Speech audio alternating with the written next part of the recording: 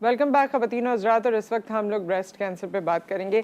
गो कि इसके हवाले से बहुत से दिन मनाए जाते हैं, वीक्स मनाए जाते हैं और मंथ्स पूरे पूरे सेलिब्रेट किए जाते हैं लोगों की अवेयरनेस के हवाले से, लेकिन फिर भी कोई खातिर खा एक वो मेंटल स्टेटस होता है ना बीमारी को लेकर, उसमें कोई चेंज आता हुआ नज़र उस तरह नहीं आया। लेकिन डॉक्टर साहिबा इस पर मज़ीद बताएंगी और हम एक्सपेक्ट कर रहे हैं कि कुछ देर बाद हमें एक ब्रेस्ट कैंसर सर्वाइवर हैं जो अगर हमें ज्वाइन कर लेती हैं बर वक्त प्रोग्राम में, तो वो भी अपनी स्टोरी हमसे शेयर करेंगी।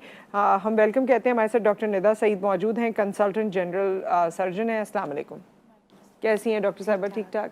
तो डॉक्टर साहिबा, पहले तो ये जो हमारा जनरल बिहेवियर है टुवर्ड्स द डिजीज़, और हम अगर ब्रेस्ट कैंसर की भी बात करें तो ख़वातीन कहती हैं मुझे डॉक्टर के पास जाने में डर लगता है। तो ये कैसा है, आप इसको देखती हैं इस जुमले को?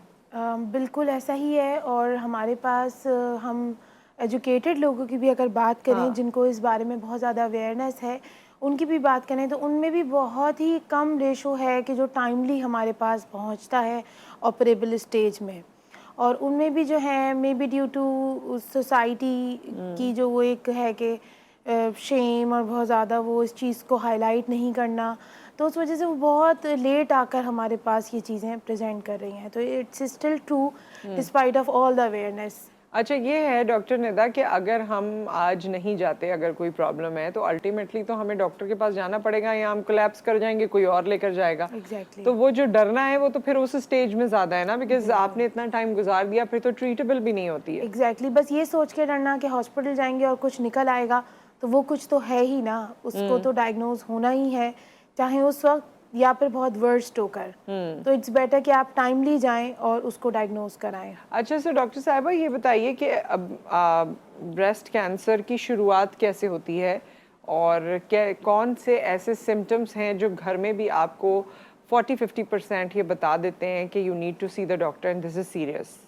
ओके, एक तो age is a very important factor. अच्छा। 35 या 40 से अबव भी अगर आप अपने ब्रेस्ट में कोई लम्प फील करें, which is the most common presentation of C A breast, तो this is a very important sign that you need to see a clinician. Secondly ये कि एज के अलावा लम्प जैसे कि मैंने बताया, उसके अलावा कोई भी डिस्चार्ज किसी किस्म का अगर आपको अपने निपल से फील हो रहा हो, तो that's a very important sign. अगर आपकी फैमिली हिस्ट्री है, फैमिली में किसी को हो चुका है, किसी भी ब्लड रिलेटिव को, खाला, नानी, दादी, अम्मा, तो वो एक बहुत इम्पॉर्टेंट फैक्टर है। तो मल्टीपल फैक्टर्स हैं जिसमें कि नली पैरिटी यानी कि कभी प्रेग्नेंट ही ना होना, अच्छा, और ये भी ये फैक्टर एक बन बहुत सकता है? इम्पॉर्टेंट फैक्टर है इसका। ओह, ओके। और अर्ली मिनार्की यानी पीरियड्स का जल्दी आना, या लेट मीनोपॉज पीरियड्स का देर से ख़त्म होना, यानी 50 प्लस ओह पे माय ख़त्म होना, गॉड। ये सारे जो हैं। या कभी तो आपने कोई 50 प्लस ही वैसे तो वी हैव हर्ड के हमारे ये मैं। पास हाँ हाँ। 45-50 के बीच में यूजली अच्छा, मीनोपॉज हो जाता है। ठीक है। तो लेट मीनोपॉज है और अगर, अर्ली जो साइकिल्स आप कह रही हैं कि शुरू हो जाते हैं, तो अर्ली ही हम सुनते हैं अब तो। हाँ 11 एग्जैक्टली ईयर्स, 12 हाँ ईयर्स। हाँ, इससे भी अर्ली हो जाती हैं टाइम्स, 10 अच्छा, ईयर्स, 9 फ्यू ओके, मंथ्स। तो हाँ दैट इज या अलार्मिंग। अच्छा, एग्जैक्टली ना। सही। तो अगर आपका कभी भी साइकिल्स के साथ ज़्यादा एक्सपोजर है, यानी आपकी साइकिल ज़्यादा आई हैं, तो वो एक बहुत इंपॉर्टेंट फैक्टर होता है। उसके अलावा जो है वो मल्टीपल और फैक्टर्स, जैसे अगर आपने कभी कोई हार्मोनल ट्रीटमेंट लिया, बहुत सारी फीमेल्स लेती हैं किसी भी वजह से, या रेडियोथेरेपी किसी और वजह से होना, तो ये बहुत इंपॉर्टेंट फैक्टर्स हैं। जब भी आप मंथली बात लें आफ्टर पीरियड्स, तो उसके बाद you should examine your breast. और अगर कोई पोस्ट मीनोपॉजल वुमेन है, तो वो किसी भी जैसे स्टार्टिंग ऑफ द मंथ में एक माइंड बना ले कि मुझे ब्रेस्ट एग्जामिन करने हैं, तो सबसे पहले तो breast self examination is very important. ठीक है, और उसकी मल्टीपल वीडियोस हैं जिनसे आप गाइडेंस ले सकते हैं कि किस तरीके से आपको सेल्फ एग्जामिनेशन करना है। तो अगर आप अपना रेगुलरली, मंथली नहीं तो चलो 2 मंथ में ही अगर अपने आप को एग्जामिन करते हैं, तो you'll definitely diagnose if there is any change in breast, if there is a change in size, symmetry, if there is change in हाँ, any anything in sort your of right. breast ना, तो वो change, कोई लम्ब, तो कोई ना सिर्फ छाती में बल्कि बगल में कोई गिल्टी अगर आपको हाँ। कोई नई महसूस हुई है, स्किन चेंज कोई आपको वहाँ पे महसूस हुआ है, तो you should definitely go and see a general surgeon. So ये चीज़ें, अगर आपका भी इस बारे में कोई सवाल है तो आप डॉक्टर साहिबा से इस वक्त कर सकते हैं, कॉल कर सकते हैं, इनसे पूछ सकते हैं। कोई सेकंड ओपिनियन भी आप लेना चाहते हैं तो आप कर सकते हैं। डॉक्टर साहिबा, एक बात बताइए कि क्या हमारे पास ब्रेस्ट कैंसर की का इलाज मौजूद है? डेफिनेटली बहुत अच्छा ट्रीटमेंट मौजूद है पाकिस्तान में भी? Exactly, depending on the stage of the tumour हाँ। वी हैव मतलब 90% good prognosis. Early detection is the key to treatment, to the best treatment. जितना अर्ली डिटेक्ट होगा उतना अच्छा 90% इसका ट्रीटमेंट है. सही। एक ब्रेक इस वक्त आ गया। ब्रेक के बाद जब हम वापस आते हैं तो फिर मजीद डिस्कशन करेंगे। आप हमें कॉल भी कर सकते हैं आफ्टर द ब्रेक।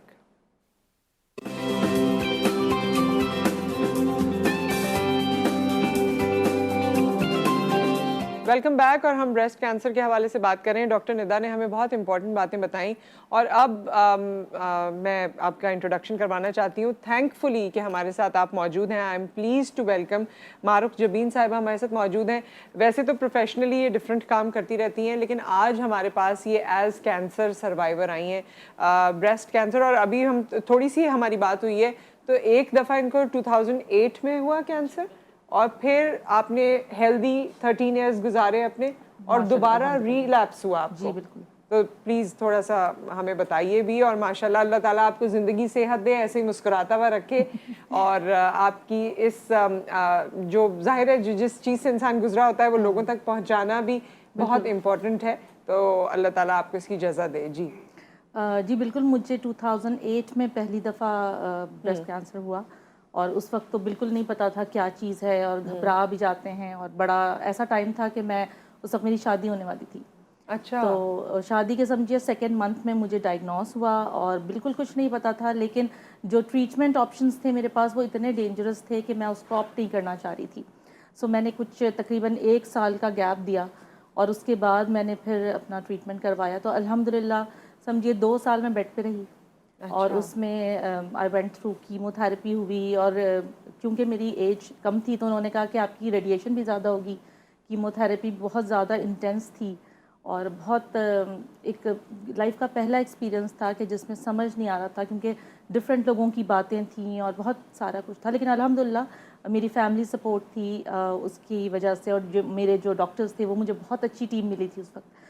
तो उन्होंने फिर मुझे समझिए बिल्कुल सही तरह, क्योर तो नहीं होता, ट्रीटेबल है ये बीमारी, तो फिर मैं सही हो गई। उसके बाद अल्हम्दुलिल्लाह मैं कोई 13 साल मैंने बहुत एक्टिव लाइफ गुजारी। कॉर्पोरेट इंडस्ट्री में, मीडिया इंडस्ट्री में काम करती रही मैं, इवेंट मैनेजमेंट की, बहुत सारी डिफरेंट फील्ड्स में काम किया और बिल्कुल मेरे जहन से निकल गया था कि मेरे साथ ये प्रॉब्लम भी है। क्योंकि कीमोथेरेपी के बाद बहुत अच्छी तरीके से, मतलब समझे पहले से ज़्यादा, मैं लोगों से कहती हूँ, खूबसूरत हो गई थी। मुझे हमेशा से शौक था मेरे बड़े लॉन्ग हेयर्स हों, सिल्की हेयर्स। तो बिफोर कैंसर मेरे बहुत कर्ली हेयर थे और उसके बाद मुझे लॉन्ग सिल्की हेयर्स मिले, तो समझिए वो सारा जो पीछे का था वो मैं भूल गई। तो 13 साल मैंने बहुत एक्टिव लाइफ गुजारी और मुझे बिल्कुल भी, हालांकि बहुत सारे चेंजेस डॉक्टर साहिबा को भी पता है, फिजिकल चेंजेस भी इंसान के अंदर आते हैं, लेकिन बावजूद उसके कि मैं उन चेंजेस से गुजरी, मैं बिल्कुल भूल गई कि मेरे साथ कुछ हुआ। तो जब 13 साल के बाद मुझे 2021 में रिलैप्स हुआ तो it was like a big shock for me, seriously, because एक इतनी एक्टिव लाइफ में हर आप चीज वापस आ गई होगी, वो मेमोरी जो आपकी फेड हो गई हाँ, थी एकदम से। और जिस ट्रॉमा से मैंने अपने आप को निकाला था, एक नॉर्मल इंसान की तरह ज़िंदगी गुजारी थी। क्योंकि मैं आपको बताऊं कि कैंसर सिर्फ आपको फिजिकली हार्म नहीं करता, आपके रिश्ते भी हार्म करता है, सीरियसली मेंटली भी आपको बहुत तोड़ देता है। बहुत सारे ऐसे चेंजेस मूड इतना उसमें आपका मूड स्विंग्स भी होते हैं, बाकी मूड चीजें स्विंग्स भी होती हैं। और जब आप कैंसर से गुजर के, मतलब आप ट्रीटमेंट से बाहर निकलते हैं ना, तब भी आपकी लाइफ चेंज हो जाती है, आपके रिश्ते चेंज हो जाते हैं, आपके दोस्त दूर हो जाते हैं। और मैं इन तमाम एक्सपीरियंसेस से गुजरी। क्या मेरे रिश्ते, क्या मेरे दोस्त, बहुत सारे लोग मुझसे दूर गए। अच्छा, इसकी वजह क्या है ये आप बताइएगा। एक कॉलर है और ये रिलैप्स क्यों होता है इसके बारे में भी बताइएगा कॉलर के बाद। अस्सलाम वालेकुम।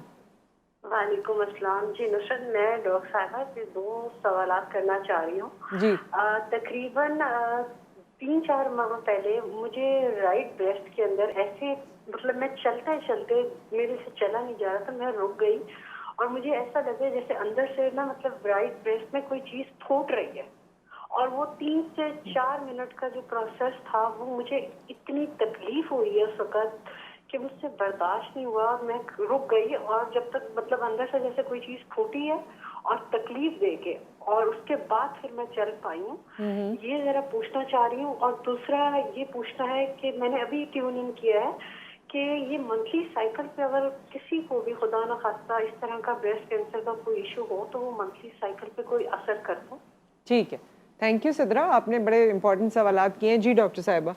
अच्छा, इसमें यह है कि इस तरह का पेन आप मतलब history is very important, age is very important इसमें, लेकिन ये कि अगर इस तरह का कोई पेन या प्रिकिंग कुछ है तो आप डेफिनेटली जो है वो जनरल सर्जन को दिखाएं, ताकि ब्रेस्ट सेल्फ एग्जामिनेशन भी करें और डॉक्टर से भी अपने अभी आप को क्योंकि एग्जामिन ब्रेक पे हम कराएं। ये बात कर रहे थे, आपने बताया था कि किसी को प्रिकिंग हुई थी तो वो बहुत अर्ली साइन था, अल्लाह ना करे आपको ना हो कुछ भी इस तरह का, लेकिन फिर भी अर्ली साइन था तो इन्होंने बताया कि उनकी आसानी से जो है ट्रीटमेंट हो गई। जी बिल्कुल। ठीक। और सेकंड ये कि मंथली साइकिल्स पर इसका कोई इफेक्ट नहीं होता। अच्छा। इसकी बात ही बुरी वर्स्ट बात ही है कि इट्स अ पेनलेस ट्यूमर। तो आपको जिन चीज़ों में पेन होता है, तो जैसे कोई अगर पस का फोड़ा जैसे ब्रेस्ट में हो गया तो मरीज को फौरन पेन होगा, बर्दाश्त ही नहीं होगा, डॉक्टर के पास पहुंचेगा। इसकी एक सबसे नेगेटिव पॉइंट ये है कि पेनलेस ट्यूमर है, साइलेंट है, आहिस्ता आहिस्ता ग्रो करेगा, ना साइकिल्स डिस्टर्ब होंगी ना कुछ होगा। तो ये है, लेकिन आप सजेस्ट करती हैं कि सर्जन के पास जाएं। हाँ। और मैमोग्राम आई थिंक हाँ, डिपेंडिंग ऑन एज, कि अगर 30 से अंडर है तो अल्ट्रासाउंड, 35 प्लस है तो मैमोग्राम होगा। जी सो मारूख, आप हमें बता रही थी कि रिश्ते चेंज हो गए, दोस्त चेंज हो गए। अच्छा, वैसे एक इंसान बीमार है तो उसको तो सपोर्ट सिस्टम की ज़्यादा ज़रूरत है, वो दोस्तों की शक्ल में हो, रिश्तेदारों की शक्ल में हो, उस वक्त लोग क्यों मुंह फेर लेते हैं? देखिए, इस बीमारी में लोगों को शायद इस बात का, वैसे तो ये जाहिर सी बात है छूत की बीमारी नहीं है, हाँ। लेकिन इसके अंदर एक तो मेंटली आप बहुत चेंज होते हैं, दूसरा शायद ये इतनी महंगी बीमारी है कि लोगों को लगता है कि हम पैसे मांग लेंगे। अच्छा। मरीज़ तो शायद इस वजह से लोग बल्कि समझिए, मैं तो कहती हूँ बहुत अच्छी बात है, आपको अपने और पराये की पहचान हो जाती है, और जो लोग आपसे अटैच होते हैं ना वो वाकई आपके साथ सिंसियर होते हैं। और दूसरा एक और चीज़ जो मुझे खुशी है कि ये प्लेटफॉर्म मिला, और मेरा ख्याल है कि मैं इस पर ही बात कह सकती हूँ, क्योंकि मुझे ये सारी बातें मीडिया के बहुत सारे लोगों से ही कहनी है कि एक जो परसेप्शन बन गया है ना कैंसर को लेके, ये बात लोग भी कहते हैं, मैंने भी सुनी है कि गुनाहों की सज़ा है। अच्छा, ठीक है, शायद इसलिए लोग दूर हो जाते हैं कि जिस बंदे को हुआ है कि वो इतना कोई, क्योंकि अभी रिसेंटली, मैं नाम तो नहीं लूँगी ड्रामे का, लेकिन रिसेंटली एक ड्रामे में और बहुत सारे ड्रामों में, और जो मैं कुछ सोशल वेलफेयर भी करती हूँ, काउंसलिंग भी करती हूँ कैंसर पेशेंट्स की, मैंने लिटरली औरतों को रोते देखा है कि हमें ससुरालों में इस बात का ताना पड़ता है कि तुम्हारे तो गुनाहों की, मुझे पड़ा है, मुझे भी बहुत सारे लोगों ने बोला है, ससुराल नहीं लेकिन आसपास के लोगों का ये होता है। बस ये जो अल्लाह ने डिसाइड करना है ना, वो लोग अब यहाँ पर बता रहे हैं। तो वो लोग जब ये कहते हैं ना, तो बहुत सारे हमारे ड्रामों में भी ये दिखाया जाता है कि जो बहुत ज़्यादा कनिंग, क्रूल और जो बुरा इंसान होगा उसको at the end of the drama cancer हो जाए। और इसी वजह से लोगों को ये लगता है कि जिनको हुआ है वो कोई इतने बुरे लोग हैं, वो ज़िंदगी को डैमेज कर देते हैं, वो रिश्तों को डैमेज कर देते हैं कि वो हमसे डिटैच होना शुरू हो जाते हैं। जबकि we are the chosen ones. अल्लाह ताला ने हमें शायद इसलिए, और जितने भी आप कैंसर पेशेंट्स हैं ना, आप उनको देखिए, उनकी ज़िंदगी बड़ी आउटस्टैंडिंग होती है। बहुत सारे हमारे सेलिब्रिटीज़ हैं जो कि इस चीज़ से गुजरे हैं। अभी नायला साहिबा इसी बीमारी में उनकी डेथ हुई है। निदा जमील जो है, वो नादिया जमील इससे गुजरी हैं। तो इन्होंने ये साबित किया है कि जब आप इससे निकलते हैं तो एक और बेहतर पर्सनालिटी के तौर पे, स्ट्रॉन्ग ह्यूमन बीइंग के तौर पे उभरते हैं। तो इट्स नहीं, और ये इंसानों ने डिसाइड नहीं करना कि किसके कितने गुनाह हो गए और किसी को गुनाह की सजा मिल रही है या आजमाइश हो रही है या कुछ so on and so fourth. क्योंकि हमने तो बहुत से ऐसे लोग देखे हैं जिन्होंने दूसरों की जिंदगियां खराब कर रखी हैं और उनकी जिंदगी बहुत अच्छी है। उनकी जिंदगी तो बहुत अच्छी है, लंबी होती चली जाती है, उनकी लंबी जिंदगी होती चली जा रही है और कुछ भी उनको नहीं होता, और वो मुल्क से बाहर भी रहते हैं, मुल्क में भी रहते हैं और मुल्क के लिए फैसले भी करते हैं। बहुत सारे लोग ऐसे भी हैं, सो लेकिन मुख्तलिफ जगहों पर। तो शायद ये है कि लोग समझते हैं कि बुरे लोग हैं, दूर हो जाओ इनसे। तो ये एक हमारे यहाँ का परसेप्शन है, जो कि बहुत इंपॉर्टेंट इन्होंने बात की। डॉक्टर साहब, ये सारी चीजें भी तो हैं जो कि इलाज को होने नहीं देती और मरीज के विल पावर को उस तरह से मुकाबले के लिए तैयार नहीं करती। बिल्कुल बिल्कुल। ये बात कि सोसाइटी क्या कहेगी, हमारी फिजिकल अपीयरेंस को देखकर सोसाइटी क्या बोलेगी, ये चीज़ें बहुत इंपॉर्टेंट, बहुत डिप्रेसिंग हैं किसी भी पेशेंट। अच्छा, मेरे ख्याल में ये जो बाद में कहा जाता है, ऑब्वियसली हम सबको ही पता है कि कैंसर से आप जब कीमो से गुजर रहे होते हैं तो आपके बाल, आपकी आई लैशेस, आईब्रोज, ये सब मुतासर होती हैं, चेहरा थोड़ा मुतासर होता है। तो मेरे ख्याल में लोग तो कोई गुरेज नहीं करते, हाय तुम कितनी प्यारी थी पहले, हाय तुम्हारे साथ ये हो गया, ये सारे जुमले भी हमें नहीं बोलने चाहिए? हम क्यों बोलते हैं तुम्हारा ये इतना अच्छा था, या बाल इतने अच्छे थे, या कुछ भी ऐसा अपीयरेंस पे भी कमेंट किए जाते हैं। बहुत कमेंट होते हैं लोग, वही मैं कह रही हूँ ना, जजमेंटल हो जाते हैं, आपकी लाइफ को स्कैन करना शुरू कर देते हैं। अच्छा ये किया था, अच्छा देखा हम मना करते थे, देखा ऐसा करने से। जबकि मैं बताऊँ कि कैंसर से निकलने का बेहतरीन तरीका, it's all about your brains and your mind. अगर आपने इसको एक्सेप्ट किया, जैसे मैंने अल्हम्दुलिल्लाह 2008 से अभी जब मुझे रिलैप्स हुआ तो 3 महीने जो मेरे कीमोथेरेपी के बेड पे गुजरे ना, मेरे लिए वो सबसे मुश्किल मरहला इसलिए नहीं था कि मैं एक बीमारी से, एक ट्रीटमेंट से गुजरी थी। मैं बिल्कुल लिटरली उससे कहती थी कैंसर से, तुम कहाँ आ गए, इतनी अच्छी लाइफ चल रही थी, 3 महीने के लिए बेड पे डाल दिया, मेरा घर मेरा हस्बैंड सब निगलेक्ट हो गया, और मैं खड़ी भी इसी तरह हुई हूँ कि इधर कीमोथेरेपी मेरी ख़त्म भी नहीं हुई थी, और मैंने वो सारी मेडिसिन, एक तो सपोर्ट मेडिसिन मैंने कभी नहीं दी, बस मैं अपनी इस वजह से तो नहीं रिलैप्स हुआ इनका? नहीं इस वजह से मुझे अगर आपने relapse हुआ। कंप्लीट ट्रीटमेंट लिया था तो रिलैप्स तो खैर इसमें होता है। एक्चुअली रिलैप्स होता है, बहुत जल्दी होता है, लेकिन अल्हम्दुलिल्लाह आप कहेंगे कि दुआएं थी माँ बाप की। क्यों हो जाता है रिलैप्स डॉक्टर साहिबा? Because why do we say that cancer is incurable, it's a dangerous disease? Because you cannot completely cure it. And एक दफ़ा अगर हो गया तो you need to be on follow-ups. You should visit your लेकिन doctor. अक्सर लोग हैं जिनको नहीं भी होता। वो डिपेंड करता है टाइप ऑफ कैंसर, कौन सी उसकी टाइप है, कौन सी साइट है, मतलब तो मल्टीपल ब्रेस्ट फैक्टर्स कैंसर में रिलैप्स होता है, ज़्यादा चांसेस होते हैं?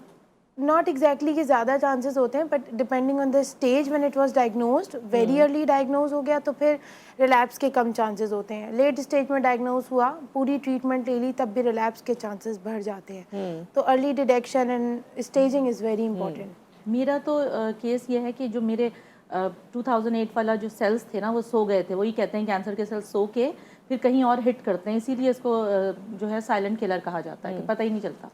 तो मेरे वही प्राइमरी सेल्स जो थे, जो कि कोशिश की गई थी कि पूरे ख़त्म कर दिए जाएं, उनमें से कोई जाग गए, जाग के उन्होंने गड़बड़। अच्छा, ये जो आप कही ना, आपने बात कही ना कि मैं कहती थी कि तुम कहाँ से आ गए ये वो कैंसर से, मुझे एक डॉक्टर ने ये कहा था कि बड़े बूढ़े ना पहले कैंसर से बैठ के बात करते थे। ये इसमें कोई हकीकत है वैसे? मुझे बताएं, क्योंकि उन्होंने कहा कि बात की जाती थी कि तुम चले जाओ, तुम जान छोड़ दो, या जो कुछ भी है। देखिए मेरे केस में तो यस ऐसा है, क्योंकि मैंने अपनी बॉडी से भी बहुत कम्युनिकेट किया। जब मुझे फर्स्ट टाइम 2008 की ट्रीटमेंट में मैं वेंट पे चली गई थी, तो पूरी बॉडी में हेड टू टो मुझे सारे पाइप्स लगे हुए थे, तो मुझे मेरी डॉक्टर ने आगे कहा ये तुमने निकालना है। तो अभी भी मैंने अपनी बॉडी से बात की, मैंने कहा देखो ये सेल्स हमें अंदर से कहीं ना कहीं हिट कर रहे हैं, और अकेले मैं फाइट नहीं करूँगी, तुम सबको लड़ना है। मतलब मैंने अपने लंग से भी बात की, मैंने अपने लिवर से भी बात की, मैंने अपनी बोन से भी बात की कि देखो हमें लड़ना है। ऐसे कैसे हो सकता है कि कोई, ये वही बात है, मुल्क में कोई दुश्मन घुसाए, क्या होता है, सारी कौम खड़ी हो जाती है। तो मैंने कहा हम सबको खड़े होकर इसको निकालना है कि ये किधर इसका कोई क्या बेसिकली आपने अपनी विल पावर से बात की। इन शॉर्ट मतलब cells obviously they can not hear you, but आपने अपनी विल पावर से बात की, अपने आप को स्ट्रॉन्ग किया, अपनी सोल को, अपने माइंड को स्ट्रॉन्ग किया कि आई हैव टू फाइट। मतलब इट्स दैट सिंपल मेरी नज़र में। बिकॉज मेरी फैमिली में, मेरे हस्बैंड की बात कर लें आप, मेरे इन लॉज की बात कर लें, मेरी इमीडिएट फैमिली अल्हम्दुलिल्लाह, मेरे भाई, मेरी बहनें, मेरे बहनोई, ये सारे लोग, ऐसे लगता है हमारे घर में इस बीमारी को लिफ्ट कराई ही नहीं जाती। मुझे ये फील ही नहीं किया जाता कि मेरे साथ कुछ है। हम लोग हॉस्पिटल भी जाते थे तो इतना हैप्पी गो लकी माहौल में कि जैसे हम जा रहे हैं किसी आउटिंग के ऊपर, तो कभी किसी और इतनी ज़्यादा केयरिंग। जब मेरे पेरेंट्स थे उस वक्त तो एक था मेरे साथ बहुत केयर सिस्टम, लेकिन अभी जब रिलैप्स हुआ है तो मतलब पूरी फैमिली खड़ी हो गई थी माशाल्लाह। तो and I think that's needed. आधी जंग तो आप इसी तरह से ही लड़ लेते हैं। Thank you doctor Nida for being with us. बहुत शुक्रिया मारूख आपका भी तशरीफ आवरी का। आप लोगों से बात करके बिल्कुल हम लोग सोच रहे थे अभी और टाइम होता और कुछ बातें आपसे कर पाते और लोगों को बता पाते, सीखने का मौका मिलता है, बट इंशाल्लाह नेक्स्ट टाइम आपको अल्लाह ताला सेहत दे। हमारी दुआएं आपके साथ हैं। एक ब्रेक आ गया, ब्रेक के बाद भी एक बहुत इंपॉर्टेंट टॉपिक है जो मैंने आपसे बताया था, तेज़ाब फेंकने के हवाले से, उस पर बात करेंगे आफ्टर द ब्रेक।